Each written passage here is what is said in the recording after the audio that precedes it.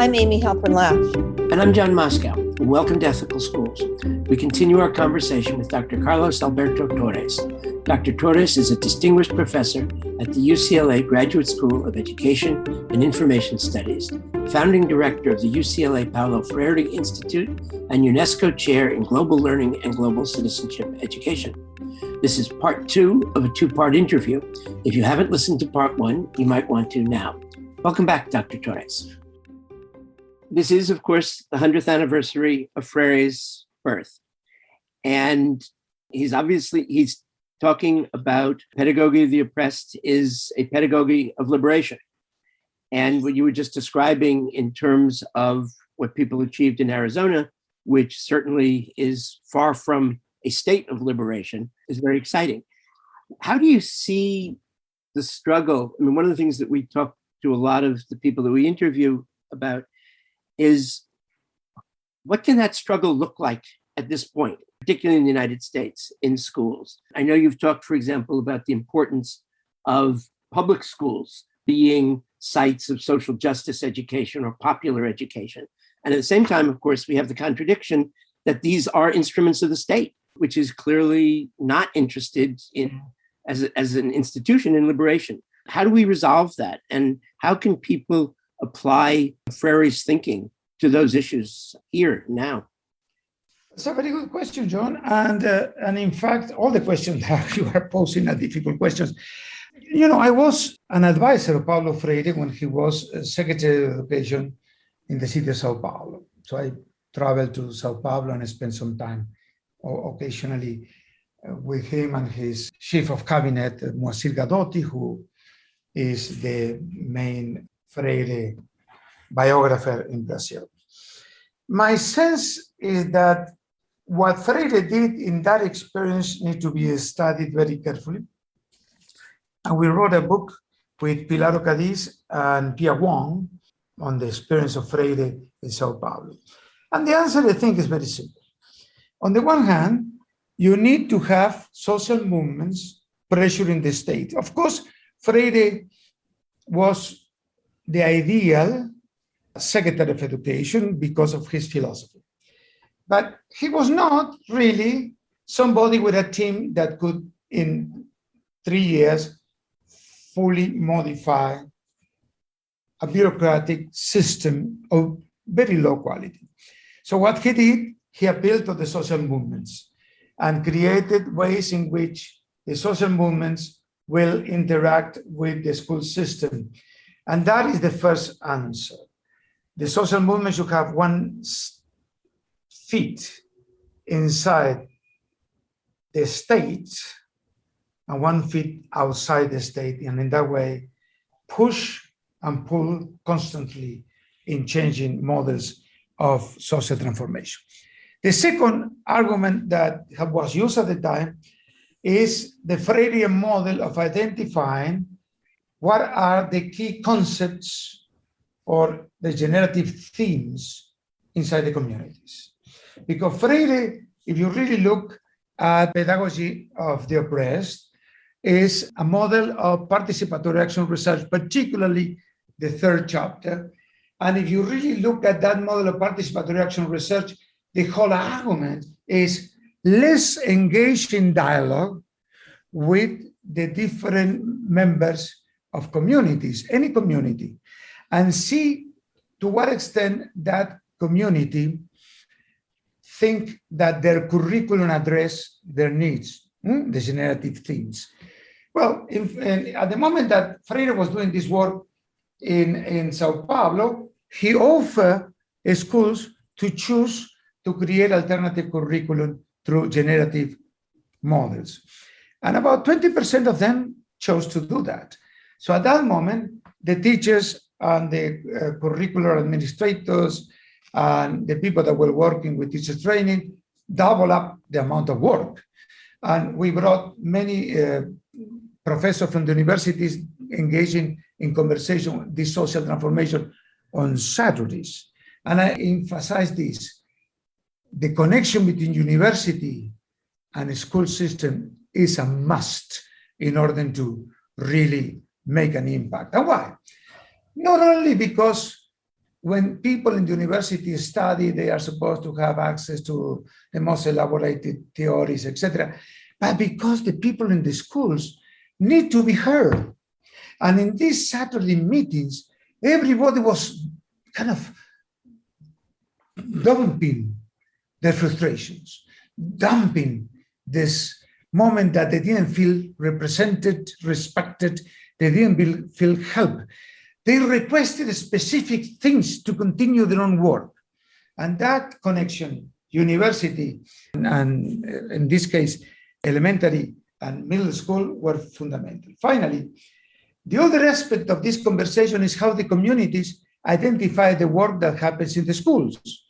In a bureaucratic model, in a model that has been dominated by neoliberalism, and cuidado, because neoliberalism has been in place since the 1980s. One of the advantages of me coming to the US in 1980 to do my PhD at Stanford University without learning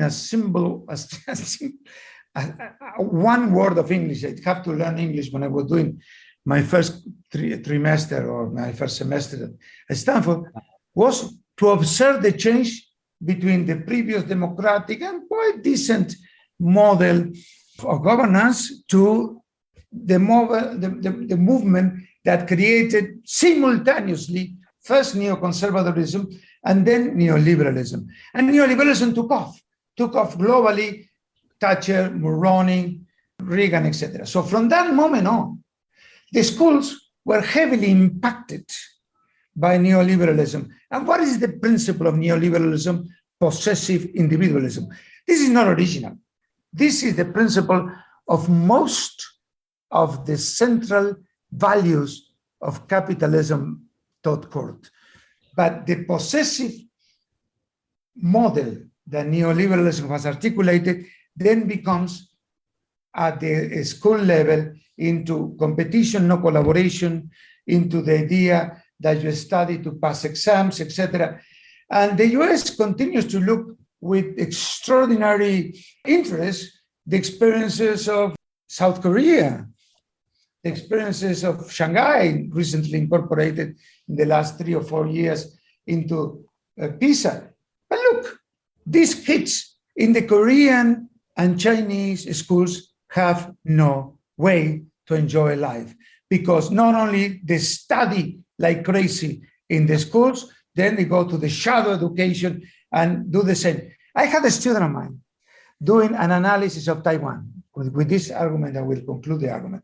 And he told me, I want to study the use of time in the school. And said, but that is not very appealing to me, because you have 45 minutes for one particular topic, 45 minutes for the next. He said, no, let's see. So he did the study. You know what we discovered? We discovered that the teacher knew that the kids were 3 or 4 or 5 chapters in the textbooks advanced, because they had been studying that in the evening school paid by the parents. So the teacher did not make any effort and improve upon what the students already knew. And what happened with the students in the same classroom? They were studying for the next class. So it was all a farce. It was all an extraordinary show that everybody put. Everybody pretend that is studying, everybody pretend that is teaching, and there is no virtual actual learning. The learning is a process. The whole life world of these kids has been destroyed. And you know what? Finally, South Koreans have to recognize, and I spoke about 2019 with the Minister of Education in Korea, and I asked him, why you have this new semester without testing? Because testing is the tool, if you put it, the weapon of choice of neoliberalism. And the argument that he gave me was a fantastic argument, but in fact, it was very clear to me that they have recognized that they couldn't have so many suicides at the age of 13, 14, 15, 16 in the classroom, period. So they need to give them the possibility to have breathing space. And that breathing space created an entire new formula inside the classroom. And the teachers enjoy it, the students enjoy it. And that happened 1 year before the year in which they have to define themselves in which quality university they will go. Was one, tentative approach, but I like it very much. Mm-hmm. Carlos, I'd like to return to this concept of community. So especially in the US, and I'm going to use an example, Stanford or Palo Alto, where you and I both attended school in the 80s. School districts or educational communities, for the most part, are defined by financial, socioeconomic communities.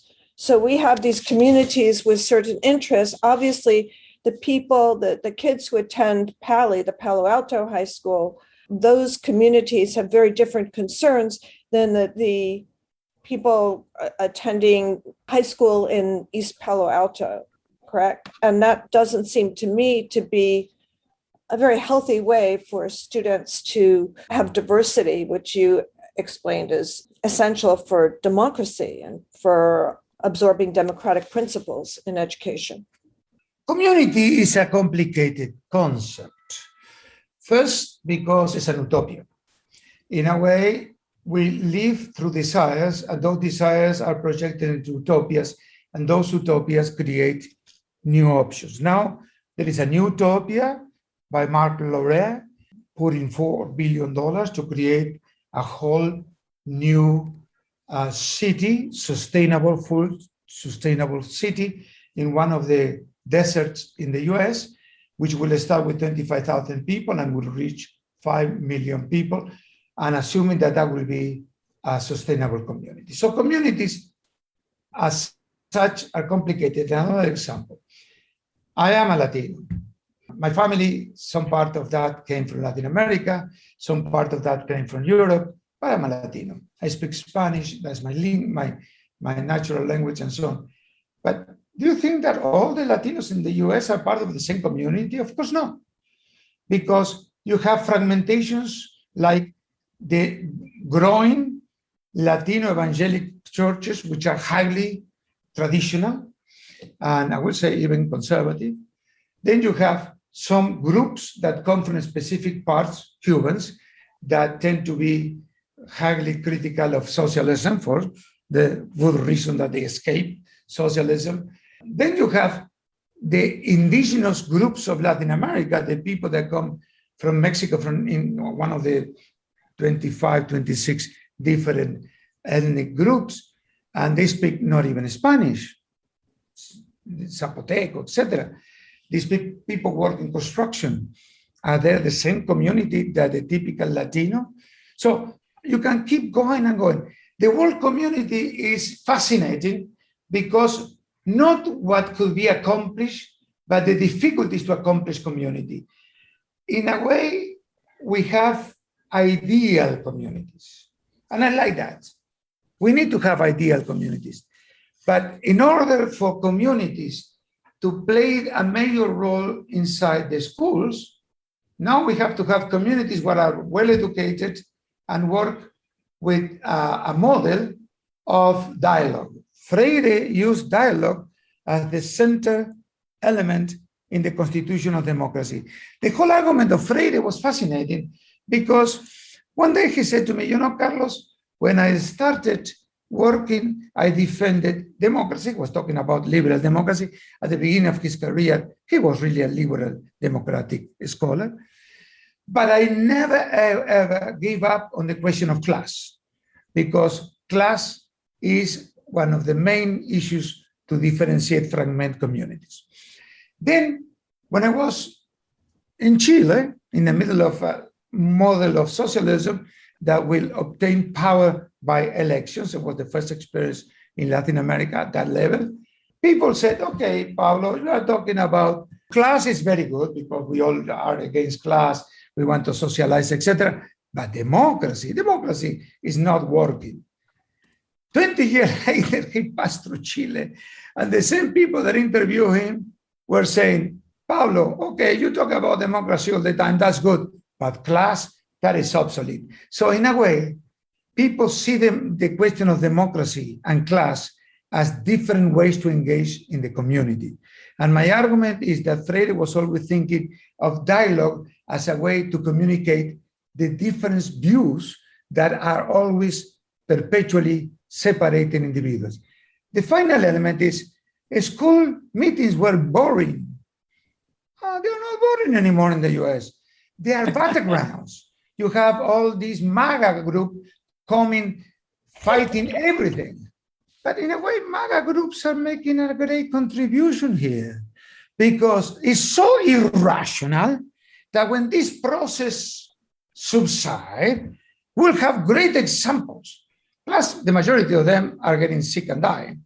So I'm not wishing that to happen to them, but if you don't vaccinate and if you don't have ways to protect yourself with a mask, then you can get sick and die. My point being, the arguments in the school system now are exactly at the level of discussions on democracy. The question of demos kratos, the way in which the people, the demos, debate the arguments, the kratos. And that is making now the US a fascinating and dangerous country, because what is at stake here is not a party winning. What is at stake here is democracy surviving. Speaking of dialogue and of democracy, comparisons and contrasts are often made between Freire and John Dewey. What are the commonalities and the differences between Freire's work and Dewey's work? Yeah, I have written an article on Freire and Dewey. First of all, there are 4 Deweys, right? Somebody who lived a very long life, you can parcel out some of his analysis throughout life, at least in 4 different ways to see and represent his own views of the world. And Freire, I will argue there are 3 Freires in a way, because the first Freire was a democratic liberal scholar, but heavily connected with post-colonialism. In the whole argument of Freire, at the very beginning of the conversation for him, liberal democracy was a way to confront colonialism, not a way to incorporate colonialism. Then there was another Freire, the one that began to read and be more skillful managing the technical component of Marxism, which was his exile, particularly in Chile, and the impact of recovering his own language working in Africa, and Amílcar Cabral, a very brilliant Marxist from Guinea-Bissau, who really, he was dead by the time Freire arrived in Guinea-Bissau, but who really gave a whole set of premises that Freire appreciated. One interesting premise of Amílcar Cabral and the PAIG, the liberation movement, was the only legacy of the colonial power was a language, which is Portuguese. So Freire was not very satisfied with the argument. And his question was why we cannot have a Creole alphabet in which we can incorporate things and so on. And the leadership said, no, Portuguese. And in a way, Portuguese situates the Portuguese-speaking African former colonies into 2 sets of global powers. Brazil, the 5th largest country in the world, and certainly the largest Portuguese-speaking society, and Portugal. And see, Portugal today is almost 100% vaccinated, right? So it put some parts of Africa in dialogue with 2 very important countries. So Freire used language as a way to understand, first, identity, and second, citizenship. If you really look at what Freire was doing in literacy training, the first more liberal period, it was to create citizenship, because in Brazil, people who could not read and write could not vote. Literacy was an exclusionary device. And when he was so successful with the Angikov project, and people don't know this, but the money for the Angikov project in 1963 came from the Alliance for the Progress. And Kennedy was very happy to go into the celebration of the end of this experience, 3 months of teaching and learning, in which about 600 peasants in an area of very oppressive ways, an incredibly oppressive environment, including the weather. I was there with Paulo Freire 30 years later.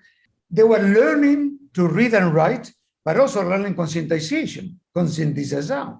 And this model was pretty much working. If Kennedy would not have been assassinated in Dallas, he would have gone to celebrate with the government of Brazil and with Freire this new model of literacy training. So that's one element that requires attention. But what happened with the last Freire? The last Freire was essentially a social democratic, fairly radical scholar. And the Workers' Party was an alliance of 14 to 16 different groups. It was a large tent that had from very radical socialists and communists to even more radical anarchists and anything in between. So that model was important because Freire was one of the founders of this party that achieved success first in the municipality of Sao Paulo when they got the election and Freire became the Secretary of Education, and then with Lula winning the election.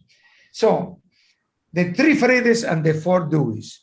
Let me then give a very generic answer to the question. Number one, both of them have a connection between democracy and education.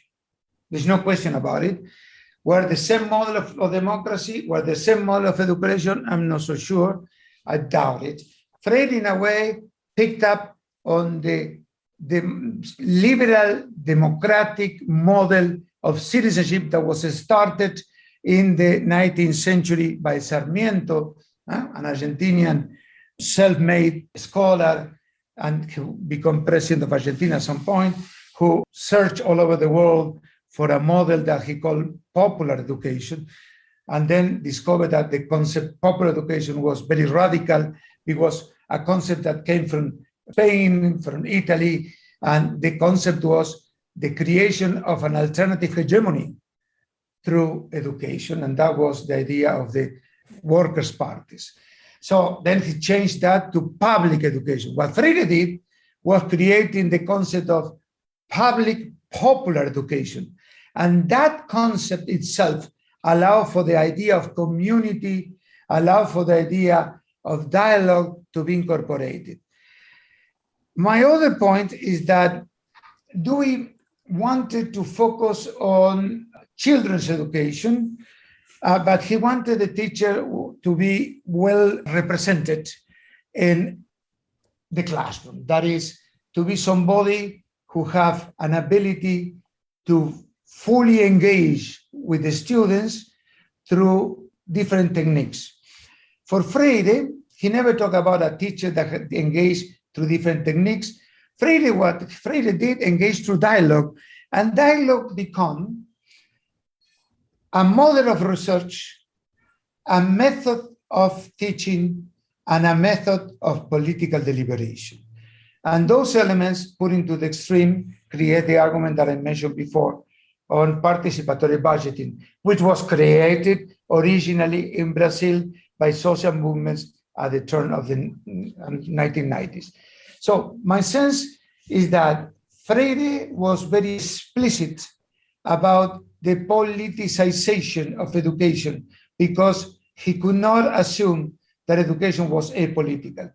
Dewey was a little bit more cautious, but he was also very strong in arguing that the progressives of his era have to help the welfare state by working around the model of education that need to promote this idea of the welfare state. And finally, one could talk about the state in general, but look, the model that is being now projected in Build Better Back is a new, more, I would say, systematic welfare state than the one that existed in the US until now. And if this model succeeds, then the people that are the subordinate social sectors, the people that are the children and youth and adults that are poor. Even in the state of California, the richest state, we have 30% of the children who are below the poverty level, will have a very different take in the future. So the welfare state, when it's a good model that works, is not the typical, as put by some lecture readings on Marx, the typical committee of direction of the bourgeoisie. There are elements of the bourgeoisie obviously interacting because, in a way, the political parties in the US are not going to undermine capitalism that has been, particularly for the powerful, the rich and famous, so successful in the US. We have seen that with the new deliberation on the question of the external debt. But leaving aside that fact that is impossible to contest, when you have a system closer to Northern European societies, you have much more humane model. When you have a model of neo-populism and neo-Nazism, you have a very crazy, evil model. So if you have to choose, for me, the situation is very simple. So, Carlos, you said that people are not born small d Democrats. Could you expand on that? Yes. In a way, children are wonderful, right? I love children in a way. When I saw my children growing up, one of my children, one day, I live in Patagonia. So one day I said, I'm going to get a rabbit, because rabbit and children seem to be very close, right? So I got a nice white rabbit with yellow eyes, beautiful. Kind of a yellow or red eyes. And I took it to home. And I put the rabbit, the poor rabbit was absolutely flabbergasted. He didn't understand what's happening. Put the rabbit on the ground and I showed my 2-year-old son, here is a rabbit for you. I think the one that was flabbergasted was my son too, because he took 2 steps, hit the rabbit hit the door and disappeared. We never saw the rabbit again. It was an act in which a kid will react because was not well educated. It's my fault that the rabbit was a friend and not an enemy. So we have this idea in the Freirean tradition. People don't really are naturally prepared to act democratically. In part because ideology, I spoke about neoliberalism, and in part because they are not really individuals that come to school like being a tabula rasa. No. But on the other hand, they have also the right to discuss, understand, elaborate, contradict. And those are the principles of dialogue in a classroom. In that context, then, the idea of creating a dialogue about democracy is the democratic way to be democratic. And respecting the student is the democratic way to respect the other. The great problem we have in the US is that the minorities don't respect the majorities, period. And democracy is a rule of the majorities. Now, the question is, if the majorities oppress, then that rule needs to be challenged. But if the majorities really work around some notion of common good, then you can debate what are the principles of that common good, that's fine. But as long as the debate is about the common good, I will be satisfied. The problem that we are having in the US is that the debate is not about the principles of the common good. The way is about the principles that I like and my little MAGA group supports. Well, fortunately, I live in California and I don't have to see that very often, right? Because California really is out of this world. But still, you have very radical MAGA people in California.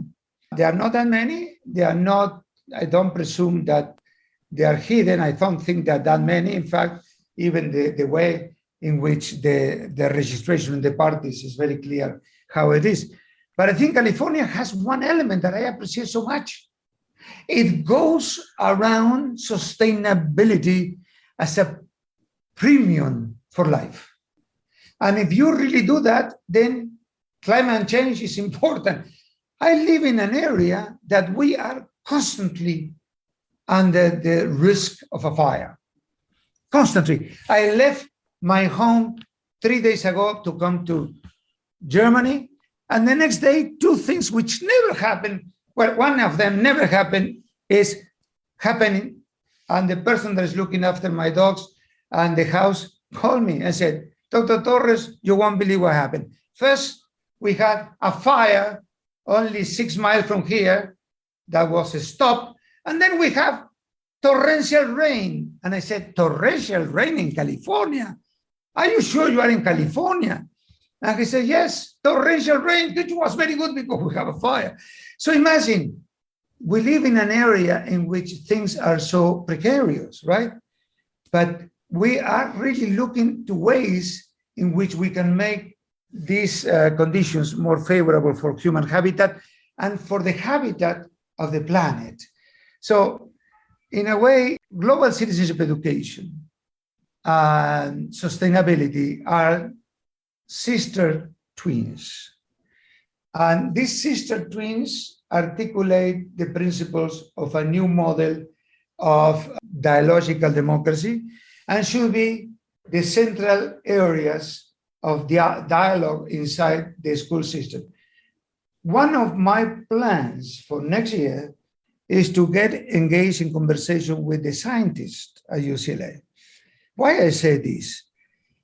Look, I have the best intentions, but I'm not an ecologist. I am not a geographer, et cetera, et cetera. So in order to think of a curriculum instruction that will make a difference in the life of people, I have to talk to the specialists and make them aware of our need in the schools of education to have them coming to terms with us. If we are successful, we will be able to create a new model of civics, of civism, in which it's not only about democracy, but it's about protection of the environment. It's not only about democracy, but it's about citizenship. It's not only about national citizenship, but also global citizenship. Global citizenship have to give choices, have to give options to national citizenship. So that's more or less where we are in some of these analysis with the people in the Paulo Freire Institute at UCLA. That very much ties in with our concept of expanding the universe of obligation. Absolutely, absolutely. And it's, it's not easy. Of course, it's not easy. Let me put an example. For some time in my life, I have chicken, right? Not everybody can have chicken, but I have a rural area where I live. You know what?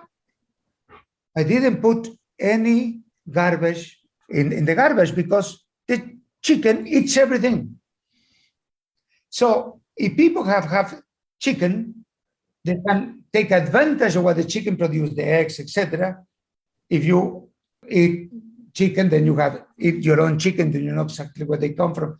But they were an extraordinary level of sustainability for my own life. So in a way, there are techniques, constant techniques that you have to incorporate in your daily life to make your life more sustainable. Of course, you live in an apartment, you cannot have chicken, right? But you can have all the things, like 5 different levels of way to dispose of your residue. So, but it requires discipline. It requires knowledge. It requires a sense of obligation. It requires a perception of this earth that is being so deeply affected by all of us. It requires a celebration of diversity. It requires ways to cross the line of difference. All of those things in your own apartment in the middle of a city. All of those things cannot be eliminated because it's not a rural area. It have to be, and it have to be incorporated daily. And it have to be part of the conversation at dinner. I have a question that I think relates to sustainability and also to global citizenship. We recently posted an interview with Walter Mignolo that he had given our sister podcast, a correction podcast called, in which he argues for the importance of decoloniality, shifting from a Western mindset to teach differently about the development of the modern world and what it means to be modern. What's your perspective? I don't disagree with the question of post-coloniality. After all, decoloniality, which is not the same as post-coloniality, was one of the elements that impacted Freire and Orlando Falsborda in Latin America when they created Participatory Action Research, Chapter 3 of Pedagogy of the Oppressed. My point being, however, that you grew up in a specific environments. And I have to argue that in terms of the classic of philosophy and social sciences, most of them, at least in my own education, have been connected with the Western philosophy. One could learn more and moving away from that, but I will argue that perfectly unpacked and deconstructed, some of the classic of philosophy could be very helpful today in the argument that we are making today.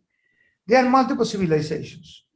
Coming from Latin America is the Summa Kansai. The Summa Kansai is a model of the good life. So the good life that is being developed in some parts of Latin America, which is part of the idea of decolonialization or decolonial, is a different way to engage in dialogue among ourselves as a community and ourselves with the environment and with the planet. You have many other options for this new idea of the good life. Ubuntu in South Africa. Ubuntu is I am because you are. And the question of I am because you are is also because we are all part of this environment. So the traditional indigenous philosophies are extremely valuable for us to understand fully and engage fully in this idea of the current modernity. But we have to be careful as well, because the modernity is not our desire of being modern, but it's the way in which modernity has been implemented daily by these elements that capitalism has demonstrated to be so powerful, which is consumption. And in a way, the way in which we consume is not very Summa Kansai. And in synthesis, I will endorse the decolonial model. I will use the idea of post-coloniality to argue that many of the national bourgeoisies in the colonial countries were the ones that benefited the most by the former colonial countries to live. I will argue that the social movements and indigenous groups that are fighting against all these traditions of post-coloniality have a great deal of reason to defend themselves. And I will argue that we need to create a law in which the environment, the rivers, have rights. So I will say the rights of nature. All of those elements are more complicated than one could argue, but at the moment you have Ecuador and you have Bolivia, multi-plural nations. Another thing that we have to recognize, the multi-plurality of nations in the US is a good example. We never recognized that, how many nations we have inside this nation. And also the idea that the good life is not about consumption, it's also about production. And it's about production in solidarity, it's about production that will give everybody the possibility to live an honest, dignifying life. And all of those elements are multiple causes of conversation and so on. And in Europe now, it's very important, the conversation on the idea of giving every person that lives in a particular nation a basic sum of money for survival. Is that good? Well, it has to be discussed. The welfare state can do much better by simply expanding the networks of solidarity.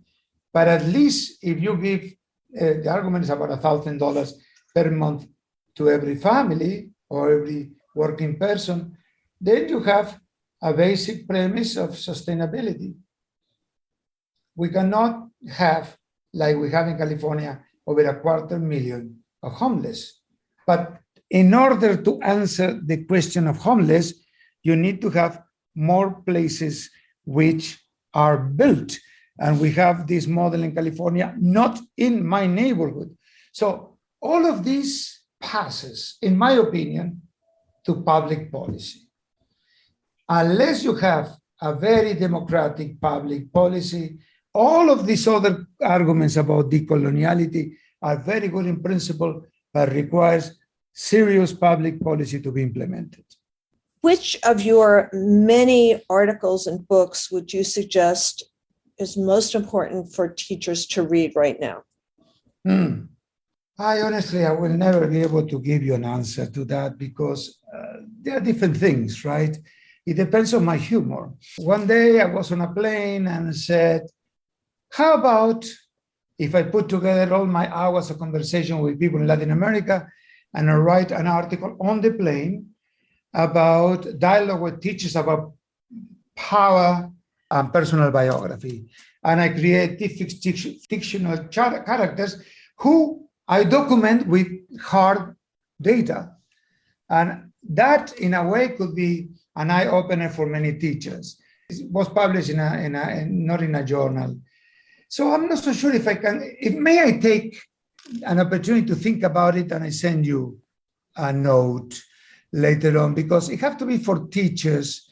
And I don't know if I'm good at writing for teachers. I think in a way I write what I think I should say, but maybe the way I say it may not be as equivalent of a good pedagogical approach. I'm not so sure. Yes, please do send us something, and also other suggestions, perhaps by other people that you think would be useful for our audience to read, and we'll be very happy to post that. And we want to thank you, Dr. Carlos Alberto Torres of UCLA. Thank you very much. Very nice to talk to you. Big hug. And thank you, listeners. If you enjoyed this podcast, please share it with a friend or colleague. Subscribe wherever you get your podcasts and give us a rating or review. This helps others to find the show. Check out our website, ethicalschools.org, for more episodes and articles, and to subscribe to our monthly emails. We post annotated transcripts of our interviews to make them easy to use in workshops or classes. We work with consultants to offer customized SEL programs focusing on ethics for schools and youth programs in the New York City and San Francisco Bay areas. Contact us at hosts@ethicalschools.org or on Facebook, Instagram, and Twitter at Ethical Schools. Our editor and social media manager is Amanda Denchi. Until next week.